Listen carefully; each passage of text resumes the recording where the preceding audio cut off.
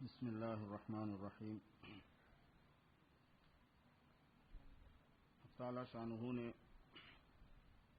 انبیاء علی نبینا علیہ الصلوۃ والسلام کے بعض خاص واقعات کو ذکر فرمایا ہے اور ان کا جو انداز اللہ تعالیٰ کے ساتھ ہے اس کو بیان فرمایا ہے۔ حضرت ابراہیم علی نبینا علیہ الصلوۃ والسلام کا جو واقعہ اپنے والد کے ساتھ اور اپنی قوم کے ساتھ اور پھر ان کو سمجھانے کے واسطے بتوں کے ساتھ پیش آیا اس کو بیان فرمایا گیا۔ اور پھر جب حضرت ابراہیم علیہ السلام کی مخالفت بڑھی اور قوم نے ان کو تنگ کرنا شروع کیا حتیٰ کہ ان کو سزا دینے کا ارادہ کیا تو پھر اللہ تبارک و تعالیٰ نے ان کی مدد فرمائی، اور مدد اتنی واضح اور علانیہ تھی اور خاص تھی کہ جو ابراہیم علیہ الصلوۃ والسلام کے مقام اور مرتبے کو گویا بتاتی ہے، کیونکہ ابراہیم علیہ الصلوۃ والسلام نے خود اپنی طرف سے کچھ نہیں کہا یہاں پر، لیکن جیسے ان کو انہوں نے آگ میں ڈالا تو اللہ تعالیٰ نے فرمایا کہ ہم نے آگ سے کہا کہ تو جلا نہیں سکتی، تو ٹھنڈی ہو جا۔ تو خصوصی تعلق جو ابراہیم علیہ السلام کو کے ساتھ اللہ تبارک و تعالیٰ کو ہے اس کو بتایا گیا۔ پھر اس کے بعد حضرت لوط علیہ السلام جو ہیں وہ حضرت ابراہیم علیہ السلام کے بھانجے ہوتے ہیں رشتے میں، تو پیغمبر بھی ہیں وہ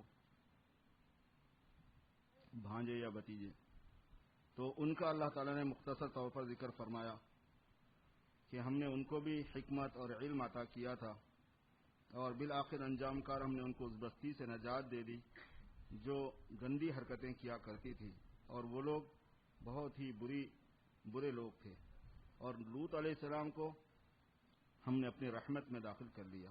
تو حضرت لوط علیہ السلام کے ساتھ جو اللہ تعالیٰ کی مدد ہوئی اس کو بیان فرمایا، اور پھر حضرت ابراہیم علیہ الصلوۃ والسلام کے ساتھ اسحاق اور یعقوب جو ان کو اولاد عطا فرمائی گئی خاص اس کا بیان ہوا۔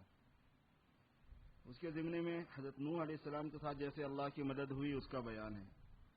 فرماتے ہیں کہ نوح نے ہمیں پکارا، ہم سے دعا کی تو ہم نے ان کی دعا کو قبول کیا، اور ہم نے ان لوگوں کے مقابلے میں مدد کی جو ہماری آیتوں کو جھٹلاتے تھے، اس واسطے کہ وہ بہت بری قوم تھی۔ نتیجہ یہ ہوا کہ ہم نے سب کو ڈبو دیا۔ پھر حضرت داؤد علیہ السلام کا اور حضرت سلیمان علیہ السلام کا ایک خاص واقعہ نقل فرمایا کہ ایک خاص معاملے میں اگرچہ حضرت داؤد علیہ السلام نے صحیح فیصلہ کیا لیکن ہم نے سلیمان علیہ السلام کو اس میں خاص فہم عطا کی تھی، اور حکمت اور علم جو ہے وہ دونوں پیغمبروں کو حاصل تھا۔ اور حضرت داؤد کے ساتھ خاص معاملہ یہ ہم نے کیا ہے کہ ان کے ساتھ پہاڑوں کو مسخر کر دیا تھا۔ یہ کیا چیز تھی، کیسے تھا نظام، واللہ ہی کو معلوم ہے۔ قرآن پاک میں یہ ہے کہ پہاڑ جو ہیں وہ حضرت داؤد کے مسخر تھے، اور جب حضرت داؤد علیہ السلام زبور پڑھا کرتے تھے تو پہاڑ ان کے ساتھ اللہ کی تسبیح میں مشغول ہو جاتے تھے، اور وہ تسبیح پڑھتے تھے تو پہاڑ بھی تسبیح پڑھا کرتے تھے۔ اور دوسری خصوصیت حضرت داؤد علیہ السلام کے ساتھ یہ تھی کہ جب وہ تسبیح پڑھا کرتے تھے تو پرندے ان کے ساتھ آ کے بیٹھ کے تسبیح پڑھا کرتے تھے، سارے ادھر کے پرندے جمع ہو جاتے تھے اور وہ بھی تسبیح و تقدیس میں ان کے ساتھ مشغول ہو جاتے تھے۔ حضرت داؤد کی ایک تیسری خصوصیت یہ تھی کہ ہم نے لوہا ان کے ہاتھ میں نرم کر دیا تھا۔ لوہے کو پگھلانا نہیں پڑتا تھا حضرت داؤد علیہ السلام کو، لوہا وہ ہاتھ میں لیتے تو جیسے چاہے اس کو باریک بنا لیتے، موٹا بنا لیتے، جو چیز اس سے بنانا چاہتے وہ ہاتھ سے ہی بنا لیتے تھے۔ یہ ہم نے ان کے ہاتھ میں لوہے کو نرم کر دیا تھا۔ تو وہ جنگ کے لباس کو بنایا کرتے تھے۔ سب سے پہلے جنگ میں لڑا جانے کا جو کرتا ہوتا ہے لوہے کا اور خود ہوتا ہے تاکہ تلوار کی مار وغیرہ اثر نہ کرے، وہ حضرت داؤد علیہ السلام نے بنایا ہے۔ پھر حضرت سلیمان علیہ السلام کا ذکر فرمایا کہ ان کے ساتھ ہماری مدد کیسی رہی کہ ہم نے ہوا کو ان کے لیے مسخر کر دیا تھا جو ان کے حکم سے چلتی تھی، اور جہاں وہ کہتے وہاں وہ لے کر جاتی عافیت کے ساتھ۔ دوسری خصوصیت حضرت سلیمان علیہ السلام کی یہ تھی کہ شیاطین جو ہیں وہ ان کے مسخر تھے۔ حضرت داؤد کے ساتھ میں پہاڑ تھے اور پرندے تھے، اور حضرت سلیمان علیہ السلام ان کے بیٹے ہیں داؤد علیہ السلام کے، تو ان کے ساتھ یہ خصوصیت ہوئی کہ شیطان ان کے مسخر تھے، ہوا ان کو مسخر تھی۔ یہ دونوں بڑے عجیب پیغمبر اور بادشاہ گزرے ہیں، پیغمبر بھی تھے یہ اور بادشاہ بھی تھے، اور ان کی خصوصیت بڑی عجیب تھی کہ عام انسانوں سے ہٹ کر دوسری مخلوقات پر ان کو بڑا واضح کنٹرول تھا. ان کی بولیاں سمجھتے تھے, ان کے ساتھ سلوک کرتے تھے, معاملہ کرتے تھے. چونٹیوں کی بولیاں سمجھتے تھے سلیمان علیہ السلام, پرندوں کی بولیاں سمجھتے تھے, ان سے بات چیت ہوتی تھی, ہوا سے بات چیت ہوتی تھی, ہوا کی قسموں سے بات چیت ہوتی تھی. یہی وجہ ہے کہ وہ عملیات کی جو کتابیں ہوتی ہیں اس میں حضرت سلیمان علیہ السلام کی طرف بہت سی ہوا کی قسمیں اور ان سے جو بات چیت ہوئی اس کی تفصیلات مذکور ہیں. ملدم وغیرہ وغیرہ, بچوں کو جو ہوا لگ جاتی ہے, فالج کی جو ہوا ہوتی ہے, وہ اسپیشل ہوائیں ہیں وہ اصل. ان سے بات ہوئی ہے حضرت سلیمان علیہ السلام کی کہ تو کب کس کو کس طرح ستاتی ہے اور کن چیزوں میں تو نہیں دخل نہیں دیا کرتی. بچوں کی حفاظت کرنا ہے تو کیا کرنا, لوگوں کو ایسی غلط ہوائیں لگنے سے یہ جو ہو جاتا ہے جس سے منہ وغیرہ ایک دم پھر جاتا ہے, کیا بولتے ہیں اس کو, لقوا وغیرہ سے بچاؤ کے لیے کیا تدبیریں ہیں, وہ ہوا ہی سے پوچھے حضرت سلیمان علیہ السلام نے. تو اس نے بتایا کہ اگر ایسا ایسا کیا جائے تو پھر میں اپنا نقصان نہیں پہنچا سکتی, بلکہ وہ عملیات کی کتابوں میں ملتی ہیں اس کی تفصیلات. تو ہواؤں سے اور ان کی قسموں سے بات کرتے تھے, پرندوں سے بات کرتے تھے, شیاطین اور جنات ان کے مسخر تھے اور مسخر بھی تھے, اور وہ کام میں لگے رہتے تھے حضرت سلیمان علیہ السلام کے خدمت میں لگایا ہوا تھا ان کو. سمندروں میں ڈوبکیاں لگانا اور اس میں سے نکالنا ہیروں کو, موتی کو, مونگے کو, اس کو, اور زمین کے مختلف جگہوں میں ان کو اندر داخل کر کے وہاں سے خزانے نکالنا, یہ سب سلیمان علیہ السلام کرتے تھے, ان کو کام پہ لگایا ہوا تھا. پھر اللہ تعالیٰ فرماتے ہیں کہ حضرت ایوب علیہ السلام ہیں, انہوں نے ہم کو پکارا ہے, ہم نے ان کی دعا قبول کی ہے. نبی جو ہیں اتنے جلیل المرتبت ہونے کے باوجود, اتنے نیک متقی ہونے کے باوجود, اللہ کی وحی ان کے پاس آنے کے باوجود وہ اللہ تبارک و تعالیٰ سے مانگا کرتے تھے, دعائیں کیا کرتے تھے, اللہ کے سامنے عاجز بندے بن کے رہتے تھے. اور یہ بتانے سے مقصود یہی ہے کہ پیغمبر جن کا ڈائریکٹ مجھ سے تعلق ہوتا ہے وہ میرے ساتھ کتنی بندگی کا, عاجزی کا, انکساری کا معاملہ کرتے ہیں, اور عام انسان جو ہوتے ہیں وہ کتنا دور رہتے ہیں میرے سے. فرمایا کہ ایوب نے پکارا کہ یا اللہ مجھے بڑی تکلیف پہنچ گئی ہے اور آپ بہت رحم فرمانے والے ہیں. حضرت ایوب علیہ السلام کو بیماری ہو گئی تھی. واقعات میں یہ لکھا ہے کہ حضرت ایوب علیہ السلام کے لیے شیطان نے چیلنج کیا تھا, تو اللہ تعالیٰ نے اس کو موقع دے دیا تھا کہ تو جتنا چاہے ان کو ستا لے, میرے تعلق میں اور میری دوستی میں فرق نہیں آئے گا ان کے. تو اس بیس پر جو ہے وہ آزمائش میں مبتلا ہو گئے تھے اور ان کو ذرا برابر اس میں تکلیف نہیں ہوئی اور زندگی گزر گئی ان کی بہت لمبی مدت تک. پھر اللہ تعالیٰ ہی سے وہ دعا کرتے تھے, اللہ تعالیٰ سے انہوں نے دعا کی, اللہ تعالیٰ نے ان کی دعا دور فرما دی. فاستجبنا له فکشفنا ما به من ضر, جو ان کو تکلیف تھی وہ ہم نے دور کر دی ہے, اور پھر ان کے گھر والوں کو بھی ہم نے اور ان کے ساتھ دوگنی رحمت عطا کی ہے.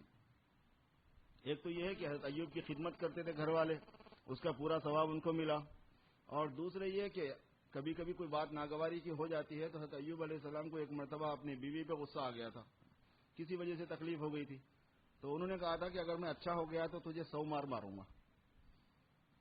ابھی تو میں مار نہیں سکتا, بیمار ہوں, لیکن اگر میں اچھا ہو گیا تو تجھے 100 مار ماروں گا, اور اللہ کی قسم کھا لی. وہ بہت نیک صالحہ خاتون تھی. جب یہ اچھے ہو گئے تو اللہ تعالیٰ سے حضرت ایوب علیہ السلام نے فرمایا کہ پروردگار یہ تو بیچاری خدمت ہی کرتی رہی ہے, اتنی تکلیف اٹھائی میری خاطر, ہر طرح کا اس نے میرے لیے خیال رکھا ہے.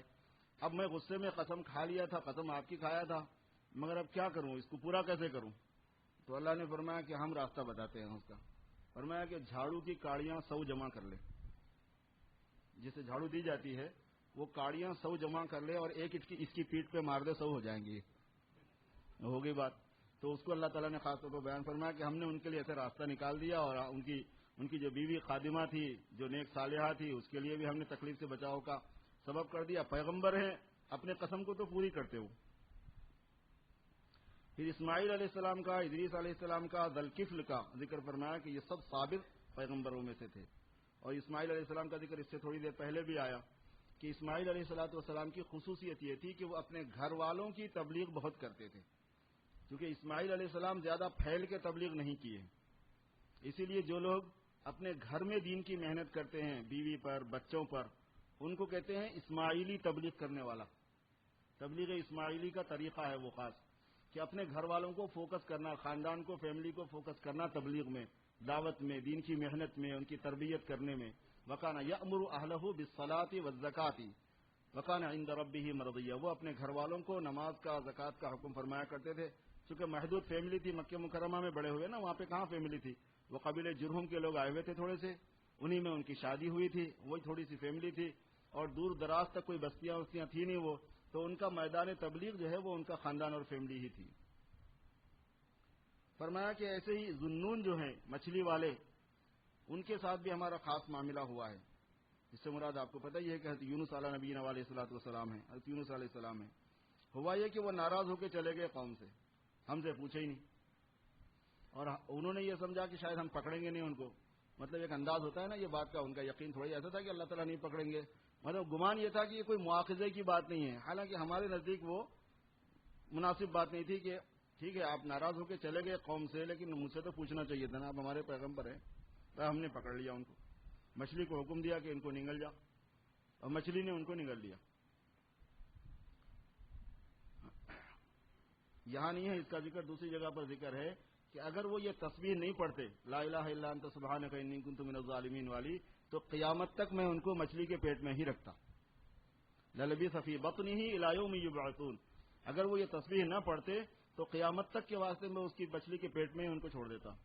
وہ مچھلی بھی کیا تھی، کیسی ہے، کیا اس کی عمر اتنی لمبی ہے، وہ تو سب علماء نے بہت سی باتیں اس میں لکھی ہوئی ہیں کہ کیسی کیسی مخلوق سمندر کے اندر پائی جاتی ہے، مگر اتنی بات ہے کہ اللہ نے فرمایا کہ اگر وہ تسبیح نہ پڑھتے تو میں ان کو مچھلی کے پیٹ میں ہی رکھتا، اور جب انہوں نے تسبیح پڑھی تو پھر میں نے ان کو نکالا، اور 40 دن رہے ہیں مچھلی کے پیٹ میں وہ، اور کچھ بھی نہیں ہوا ان کو، 40 دن حیات رہے، 40 دن تسبیح پڑھتے رہے، صرف اتنی بات ہے کہ کمزور بہت ہو گئے تھے۔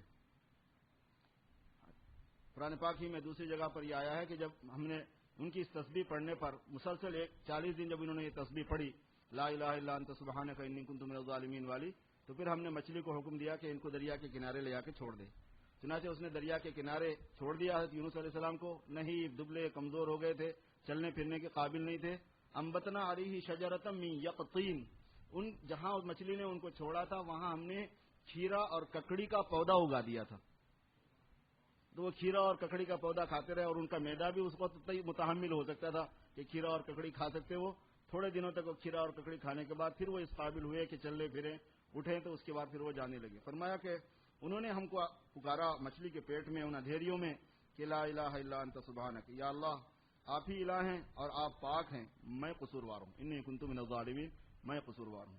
فرمایا کہ ہم نے ان کو غم سے نجات دے دی، ان کی دعا قبول کی اور غم سے نجات دی، اور تمام ایمان والوں کو ہم ایسے ہی نجات دیں گے۔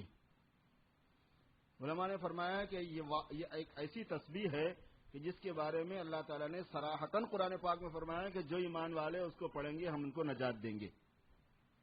اس لیے علماء کہتے ہیں کہ جب کوئی آفت مصیبت پریشانی میں انسان آیا ہوا ہو تو اس کی کثرت کرے۔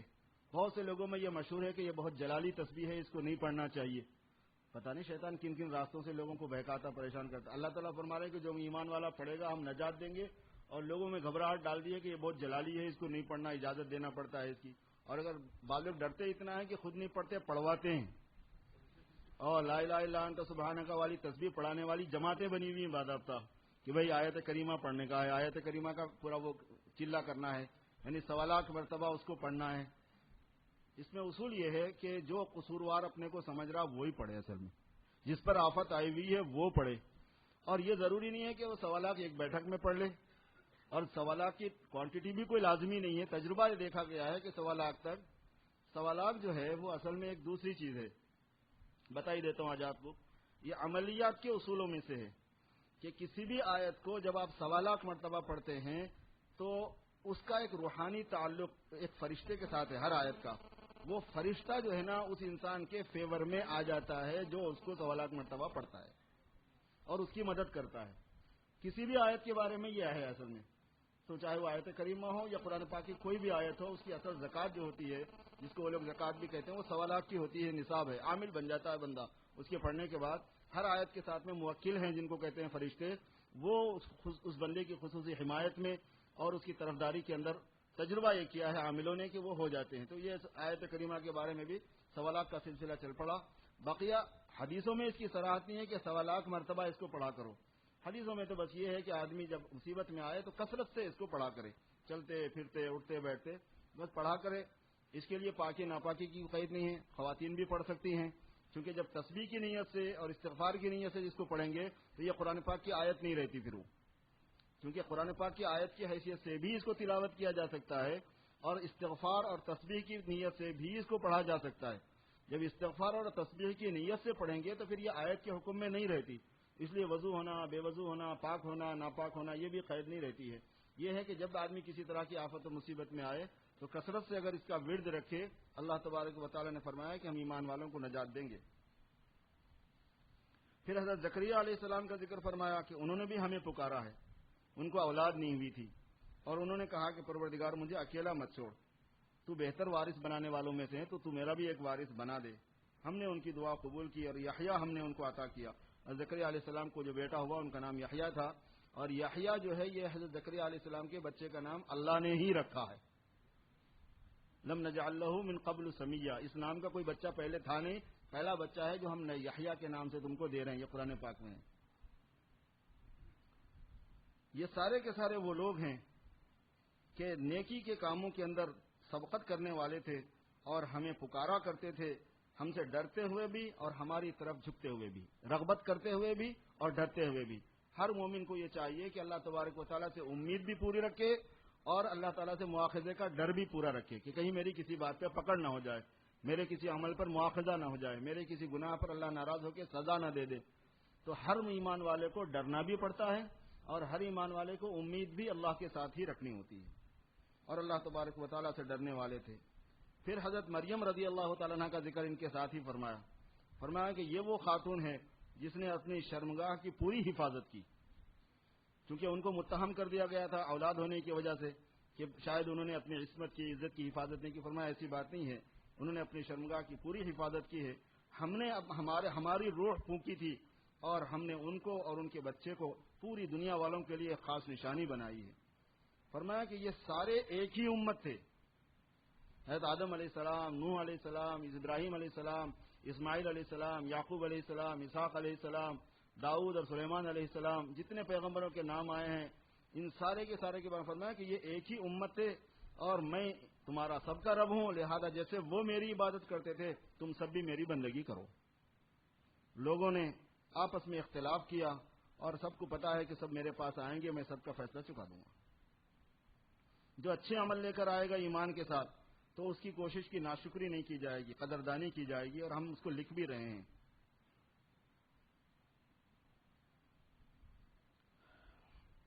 لوگوں کے اچھے عمل کا نفع اس وقت تک ہوگا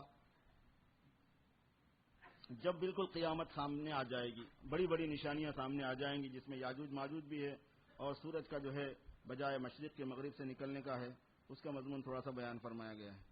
پھر اس میں ایک بات یہ فرمائی کہ ہم نے یہ بات زبور میں لکھ دی ہے، جو داؤد علیہ السلام پر کتاب اتری تھی اس کا نام زبور ہے. ہم نے یہ بات زبور میں لکھ دی ہے کہ میری زمین کی وراثت میرے نیک بندوں کو ملے گی. زمین کی وراثت سچے نیک بندے جو ہوں گے ان کو میں وارث بنا دوں گا، اور یہ عبادت کرنے والے اور نیک بننے والے لوگوں کے واسطے میرا پیغام ہے. ان فی ھذا لبلاغا لقوم عابدین، قوم عابدین کو یہ پیغام ہے. اور نہیں بھیجا ہم نے آپ کو محمد صلی اللہ علیہ وسلم مگر سارے عالم والوں کے لیے رحمت بنا کر، وما ارسلناک الا رحمۃ للعالمین. تو اس میں ایک خاص مناسبت ہے کہ زمین کی وراثت میرے نیک بندوں کو ہوگی، نیک بندوں کو میرا پیغام ہے، اور اے نبی صلی اللہ علیہ وسلم ہم نے آپ کو رحمت بنا کر بھیجا ہے. اگر امت مسلمہ حضور صلی اللہ علیہ وسلم کی سچی پیروی کرے گی تو زمین کی وارث ضرور بنے گی. یہ قاعدہ ہے، یہ ایک رول ہے اللہ تبارک و تعالیٰ. پھر قیامت کے منظر کشی کی گئی ہے کہ جو آنے والے حالات ہیں وہ بہت ڈراونی ہیں، اس کی فکر کرنی چاہیے. فرمایا کہ اپنے رب سے ڈرو. جو قیامت کا زلزلہ ہے، جھٹکا ہے، وہ بہت سخت عظیم چیز ہے. یہ وہ دن ہے کہ جس دن دودھ پلانے والی ماں اپنے دودھ پیتے بچے کو چھوڑ دے گی. یہ وہ دن ہے کہ جس دن حمل والی عورت اپنا حمل گرا دے گی گھبراہٹ کی وجہ سے. یہ وہ دن ہے کہ جس دن لوگوں کو آپ نشے میں دیکھیں گے، حالانکہ نشہ نہیں ہے ان کو، لیکن اللہ تبارک و تعالیٰ کے عذاب اور اللہ کی پکڑ کی گھبراہٹ کی وجہ سے سب کا یہ حال ہوا ہوگا کہ کسی کے ہوش ٹھکانے نہیں ہوں گے. پھر انسان کی پیدائش کی تفصیل اللہ تبارک و تعالیٰ نے بیان فرمائی کہ تم دوبارہ زندہ کیے جانے میں شک کرتے ہو. تم اپنی تخلیق کی ترتیب پہ غور نہیں کرے کہ ہم نے تمہیں کیسے پیدا کیا ہے، کہ مٹی سے تمہارا پہلے وجود کا نظام چل پڑا. مٹی سے آتے ہیں سارے کے سارے انسان مٹی سے آتے ہیں. مٹی سے پھر نطفہ بنتے ہیں. اس میں جتنے بھی مرحلے ہیں. اب وہ مٹی سے غلہ نکلتا ہے, اسی سے گوشت بھی بنتا ہے. جب گھاس وغیرہ جب جانور کھاتے ہیں تو گوشت بھی پیدا ہوتا ہے. تو مٹی سے جو ہے غلہ نکلتا ہے اور اس سے گوشت بنتا ہے اور اس کو انسان کھاتا ہے. پھر وہ اس سے اس کی طاقت بنتی ہے, خون بنتا ہے. پھر وہ خون سے نطفہ بنتا ہے اور پھر نطفے سے جو ہے اس کا گوشت کا لوتھڑا بنتا ہے. پھر یعنی جمع ہوا خون بنتا ہے, پھر گوشت کا لوتھڑا بنتا ہے. فرمایا پھر کوئی مکمل ہوتا ہے, پھر کوئی نامکمل ہوتا ہے. ہم اس کی ترتیب الگ بناتے ہیں. کسی کو مکمل ہونا رکھتے ہیں, کسی کو مس گیرج پہلے ہی کر دیتے ہیں. اور فرمایا کہ جس کو ہم چاہتے ہیں اس کو رحم میں ٹکا دیتے ہیں اور جس کو نہیں چاہتے نکال دیتے ہیں. اور پھر تم کو ایک بچے کی شکل میں نکالتے ہیں. پھر تم میں سے بعض وہ ہیں کہ بچپن میں ہی اللہ کے پاس بلا لیے جاتے ہو, اور بعض وہ ہیں جن کو اپنے عمر کی مکمل ہونے تک اور عمر کی جو طبیعی حالت ہے وہ ختم ہونے تک آگے تک پہنچایا جاتے ہو. پھر یہ نوبت ہوتی ہے تمہاری کہ پھر تم ایسے ہی جاہل ہو جاتے ہو کہ جیسے پہلے تھے, کچھ بھی نہیں جانتے, سب چیز بھول بھال جاتے ہو. فرمایا کہ زمین کو دیکھو کہ زمین جو ہے وہ کیسے اس پر پانی آتا برستا ہے اور پھر وہ حرکت کرتی ہے اور پھر روئیدگی اپنی نکالتی ہے اور پھر اس میں سے ہر رونق والی چیز کیسے باہر آ جاتی ہے. یہ سب اللہ کرتے ہیں تاکہ پتہ چلے کہ اللہ تعالیٰ مردوں کو زندہ کرنے والے ہیں. یہ زمین کا نظام جو ہے اللہ کے احیاء موتا والے عقیدے کو مضبوط کرنے اور تمہارے سامنے روزانہ مشاہدے میں لانے کے لیے ہوتا ہے. ایک بات بڑی عجیب یہاں لانے فرمائی. لوگ کئی قسموں کے ہوتے ہیں. فرمایا بعض لوگ ایسے ہوتے ہیں کہ جو ایک کنارے پر اللہ کی عبادت کرنے والے ہیں.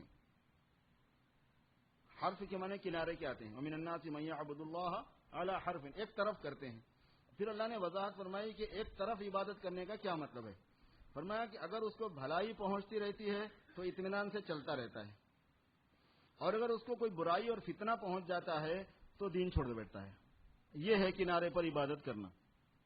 کنارے پر عبادت کرنا یہ کہ سب چیز اسموتھ چل رہی ہے تو ہم بھی اسموتھ ہیں دین میں, اور اگر کوئی چیز ڈسٹرب ہو گئی, پریشانی کی بات آ گئی, فتنہ آ گیا تو سارے اللہ تعالیٰ کے احکام بالائے طاق چھوڑ چھاڑ کے رکھ دیا. فرمایا ایسی بات نہیں ہے. یہ دنیا میں تمہارے ساتھ اطمینان والے حالات اور فتنے ابتلا والے حالات دونوں لگے ہوئے ہیں, دونوں میں تمہاری آزمائش ہوتی ہے. بہت سے لوگ جو ہیں وہ اپنے دین کو دنیاوی حالات کے ساتھ میں جوڑتے ہیں. اللہ تبارک و تعالیٰ نے اس کی بہت سخت شکایت فرمائی ہے. ایک صاحب کے بارے میں جانتا ہوں کہ وہ بہت نیک ہو گئے تھے, متقی پرہیزگار ہو گئے, نماز پڑھنے لگے. حالات نے انہیں ستایا, پریشان کیا, تو انہوں نے سوچا کہ بھائی بس اللہ کے سامنے جھک جانا یہ ٹھیک ہے. اور بہت سنت کے مطابق داڑھی اڑی رکھ لی, لباس وباس صحیح کر لیا, وہ سب ٹھیک ٹھاک ہو گیا. بہت دن ہو گئے, نوکری بھی نہیں ملی, پریشانی بھی نہیں گئی.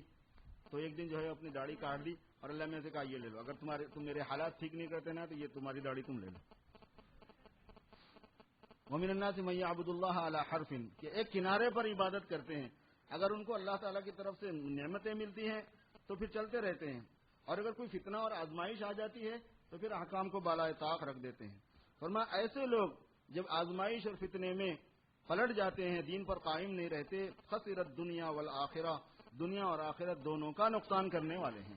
کیونکہ جو فتنہ اور آزمائش آئی وہ تو آئی, اور اس کی وجہ سے آخرت کو کم از کم محروم نہ ہونے دیتا بندہ. اللہ کے احکام کو چھوڑنے کی وجہ سے آخرت سے محروم ہوا تو فائدہ تو کچھ ہے ہی نہیں. اس دنیا میں میرے دوستو بندہ جو ہے نا وہ عاجز ہے, اور پوری مخلوق عاجز ہے. جو قضاء و قدر کے فیصلے ہیں اس کے اندر تبدیلی نہیں ہوا کرتی ہے. وہ اللہ تعالیٰ کی حکمتوں کے ساتھ میں ہے وہ چیز. اب اللہ تعالیٰ سے عافیت مانگنا ہمیشہ کہ اللہ آپ ہمیں عافیت عطا فرمائیے, ہم کمزور ہیں, ہم آزمائش کے قابل نہیں ہیں. لیکن اگر سلطانی آسمانی آ ہی گئی اور کوئی آفت میں آدمی آ گیا تو اس وقت جو ہے نا بہت سوجھ بوجھ سے آدمی کو قدم اٹھانا پڑتا ہے.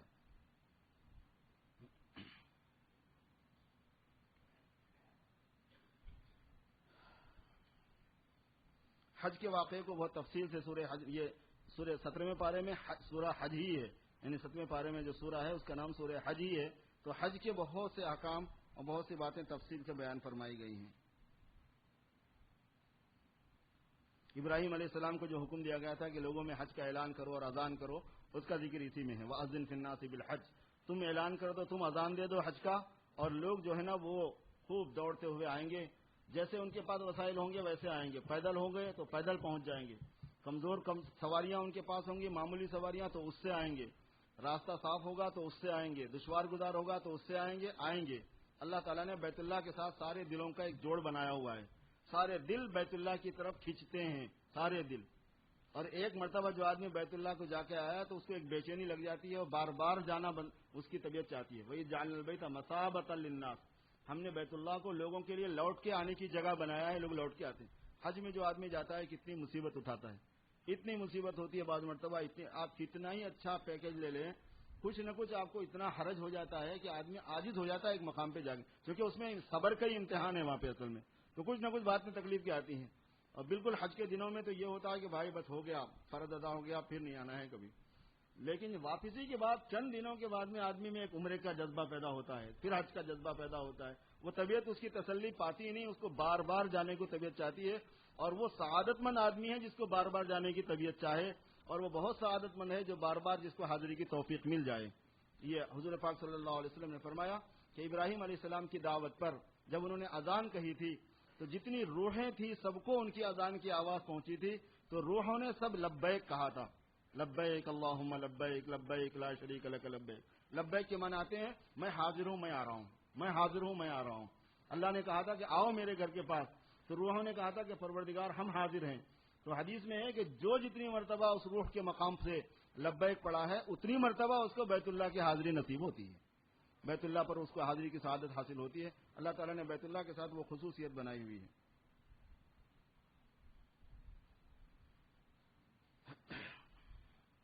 ایمان والوں سے ایمانی زندگی کے کچھ تقاضے رکھے جاتے ہیں کہ بھئی ایمان اپنی صفات کے ساتھ ہے.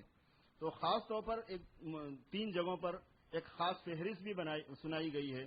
اس میں سے سورہ مومنون کے شروع میں ایک فہرست بیان کی گئی ہے. اس میں یہ مضمون ہے کہ ایمان والے جو ہوتے ہیں وہ نماز کے پابند ہوتے ہیں. ایمان ہے اس کے پاس تو وہ نماز کا پابند ہوگا.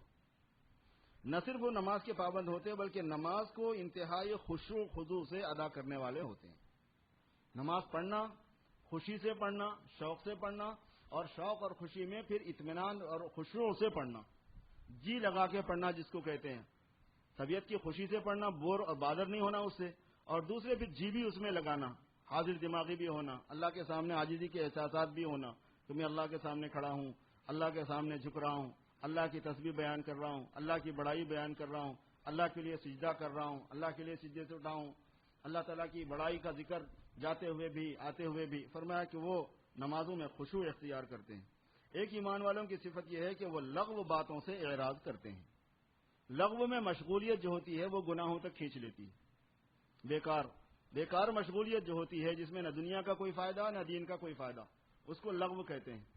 تو جب بھی کسی قسم کی مشغولیت آئے باتوں کی یا کاموں کی, تو یہ دیکھو کہ اس میں دین کا کیا فائدہ ہے, اس میں دنیا کا کیا فائدہ ہے. اگر آدمی یہ دیکھ لے کہ اس میں نہ کچھ دنیا کا فائدہ ہے نہ دین کا, صرف ٹائم پاس ہے, بعض لوگ ٹائم پاس کرنے کے لیے مشغولیت اختیار کر لیتے ہیں نا, وہ لغو کہلاتا ہے. ورنہ ایمان والا اپنا وقت لغو نہیں ضائع کیا کرتا. اور وقت انتہائی قیمتی نعمت ہے. ایک ایک سیکنڈ جو ہے وہ اللہ تعالیٰ نے آخرت کی تیاری کے لیے دیا ہے بندے کو, تو لغو کا موقع نہیں ہے. فرمایا زکوٰۃ ادا کرتے ہیں یہ لوگ, جو ان کے اوپر مالی اللہ تبارک و تعالیٰ ذمہ داری رکھتے ہیں وہ اس کو ادا کرنے والے ہیں. دوسرے اپنی شرمگاہوں کی حفاظت کرتے ہیں. ہاں, جو ان کی مملوکائیں ہیں یا ان کی بیویاں ہیں اس میں ان پر کوئی ملامت نہیں ہے. اس کے علاوہ جو ہے اگر وہ اپنے جذبات پورے کرتے ہیں تو اس پر ملامت ہے. فرمایا کہ امانتوں کے وہ پاسدار ہوتے ہیں, جو امانت رکھائی جائے اس کے اندر وہ پوری رعایت کرنے والے ہیں. اور پھر تاکید سے دوبارہ فرمایا کہ یہ اپنی نمازوں کی پوری حفاظت کرنے والے ہوتے ہیں. یہی لوگ ہیں جو جنت الفردوس کے وارث ہوں گے اور اس کے اندر وہ ہمیشہ ہمیشہ رہیں گے.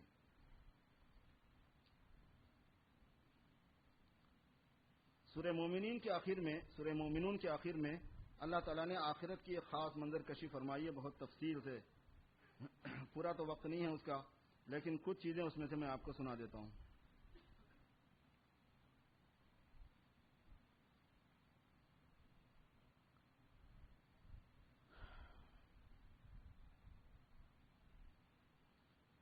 فرمایا کہ جب کسی کو موت آتی ہے تو سب سے پہلے وہ یہ کہتا ہے کہ پروردگار مجھے واپس کر دے, تھوڑا ٹائم دے دے مجھے تاکہ میں نیک عمل کروں, اور جو کچھ میں نے چھوڑا ہے اس کے اندر تیرے حکم کی پوری طرح پاسداری کروں گا. بچوں کے بارے میں, بیوی کے بارے میں, مال کے بارے میں, جان کے بارے میں, جو نعمتیں ہیں میں آپ کی پوری حکم کی فرما برداری کروں گا. اللہ تعالیٰ فرما رہے ہیں کہ یہ ایک ایسی بات ہوگی جو اس کے منہ سے نکل رہی ہوگی, اس کا اعتبار نہیں ہے, اس کو سنا نہیں جائے گا. ہم پہلے ہی کہہ رہے ہیں کہ موقع تم کو بار بار نہیں دیا جائے گا۔ پھر فرمایا کہ جب قیامت قائم ہوگی تو سارے رشتے ختم ہو جائیں گے، جن رشتوں کی خاطر آج سب کچھ بھگتنا ہوتا ہے، جیسے قیامت ہوگی تو رشتے نہیں رہیں گے۔ فلا انصاب بینہم یومئذ ولا یتساءلون، نہ ایک دوسرے سے کچھ مانگنے کرنے کا موقع ہے، نہ رشتے ناتے ہی باقی رہیں گے۔ ہاں بس نیکیوں کے پلڑے جن کے بھاری ہوں گے وہ کامیاب ہوں گے، اور نیکیوں کے پلڑے جن کے ہلکے ہوں گے وہ ناکام ہو جائیں گے۔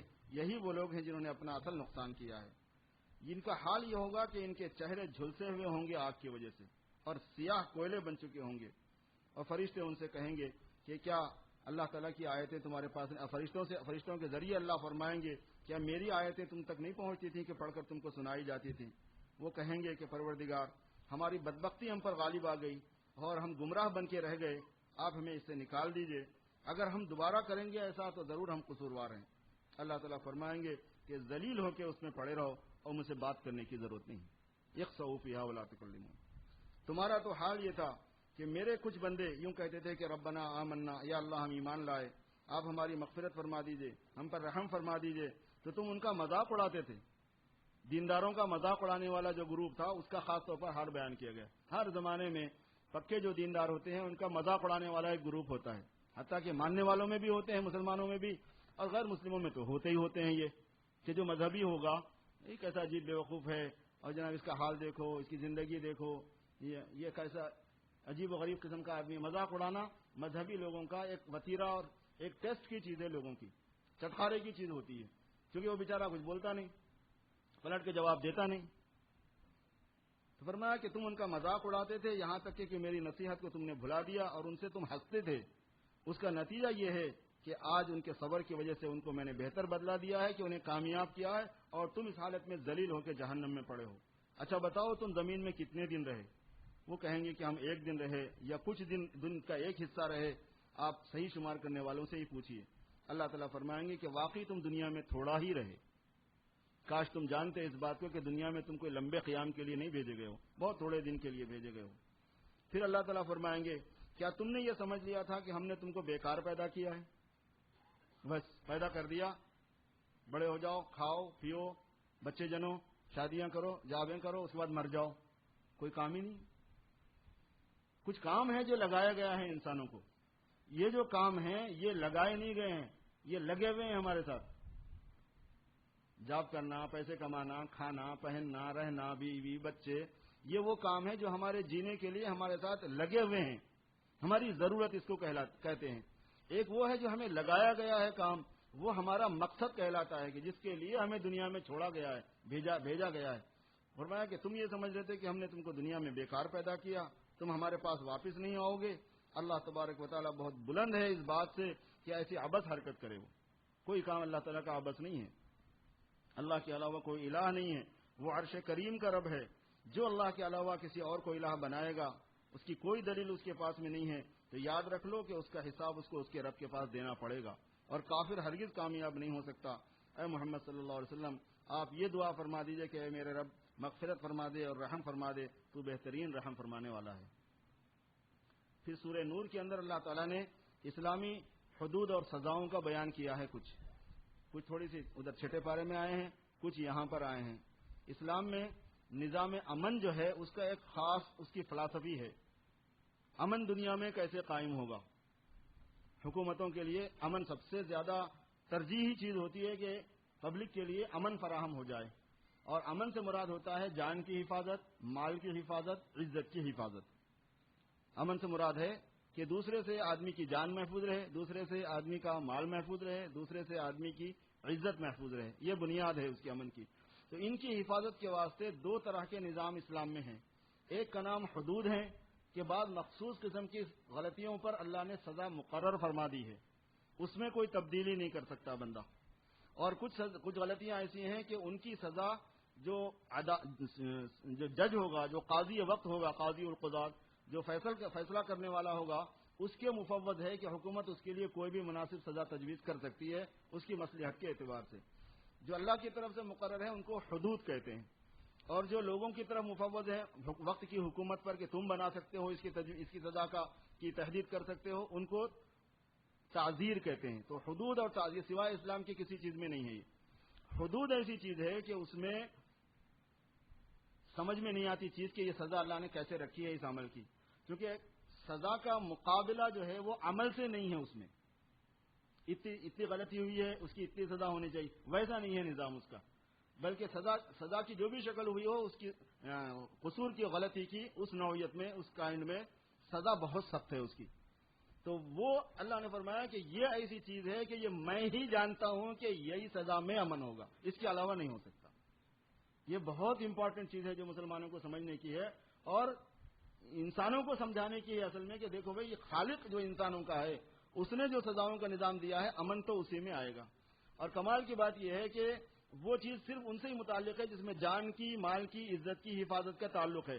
دوسری قسم کی سزاؤں میں تعزیرات ہیں کہ تم خود طے کر لو، لیکن مال کی حفاظت اس کا جو سسٹم ہوگا وہ میں بتاؤں گا وہ کیسے ہوگا، عزت کی حفاظت اس کا جو سسٹم ہوگا وہ میں بتاؤں گا کیسے ہوگا، جان کی حفاظت اس کا جو سسٹم ہوگا وہ میں بتاؤں گا وہ اس کو کہتے ہیں حدود.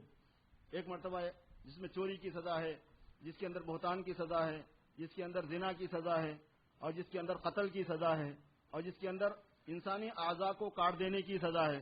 ایک ہے پورا مرڈر کر دینا، اور ایک ہے کان کاٹ دیا، آنکھ پھوڑ دی، دانت توڑ دیا، ہاتھ توڑ دیا، پیر توڑ دیا، انگلی کاٹ دی، انگوٹھا کاٹ دیا. الگ الگ سزائیں ہوتی ہیں، انگلی کی الگ ہے، انگوٹھے کی الگ ہے. انگوٹھے کی کٹنے کے اوپر پورے ہاتھ کی سزا ہوتی ہے، پورے ہاتھ کی دیت دینی پڑتی ہے. انگلی کے اوپر پورے ہاتھ کی نہیں ہوتی. اب دیکھیے اللہ تعالیٰ نے کیا نظام بنایا ہوا ہے. تو وہ جو سزائیں ہوتی ہیں، ایک مرتبہ حضور صلی اللہ علیہ وسلم کے زمانے میں ایک عورت نے چوری کر لی. چوری کی سزا اسلام میں یہ ہے کہ ہاتھ کاٹو. خاندان والے آ گئے کہ عزت دار خاتون ہیں، آپ جو بدلہ مقرر کرتے ہوں کر لیجئے، جو بدلہ آپ مقرر کر دیں اتنا مال دینے کو ہم تیار ہیں، لیکن اس کا ہاتھ نہ کاٹا جائے. آپ صلی اللہ علیہ وسلم حق کے معاملے میں بہت جوش میں آ جاتے تھے، اور جب تک حق کا فیصلہ نہیں کر دیتے، نافذ نہیں کر دیتے، اس وقت تک آپ کو کوئی قابو میں نہیں لا سکتا تھا. یہ صحابہ فرماتے ہیں. آپ نے فرمایا کہ لو ان فاطمہ بنت محمد، اگر فاطمہ بنت محمد بھی چوری کر دے گی تو ہاتھ کاٹ دوں گا. یہ آپ نے اس موقع پر ہی فرمایا تھا کہ میری بیٹی اگر فاطمہ سے بھی نعوذ باللہ اگر ایسی بات ہوئی، خدا نخواستہ، ظاہر ہے کہ وہ ہونے والی بات نہیں ہے، سمجھانا مقصود ہے کہ اس میں پیغمبر کے گھرانے کو بھی استثناء نہیں ہے، ایکسپشن نہیں ہے. تم کہاں ادھر ادھر کی باتیں کرتے ہو؟ چنانچہ اس کا ہاتھ کاٹ دیا گیا. نتیجہ یہ ہوا تھا اسلام کے ابتدا کے اندر کہ امن کا یہ حال تھا مسلمانوں کے مال کے کہ دکانیں کھلی چھوڑ دو، گھروں کو کھلا چھوڑ دو، بغیر تالوں کے مکان ہوا کرتے تھے. مسلمانوں کے شروع میں مکانات کو تالے نہیں ہوا کرتے تھے، اور گھروں میں سونے چاندی کے ڈھیر پڑا رہا کرتے تھے. اکیلی عورت سفر کرے تنہا تو کوئی اس کو چھیڑنے والا نہیں ہوتا تھا. عزت کا بھی مسئلہ ویسے ہی تھا اور جان اور مال کا بھی مسئلہ ویسے ہی تھا. حضور صلی اللہ علیہ وسلم نے فرمایا کہ صنعاء یمن سے بھی اگر کوئی عورت اپنے زیور کو اچھالتے ہوئے آئے گی مکے تک تو ایسا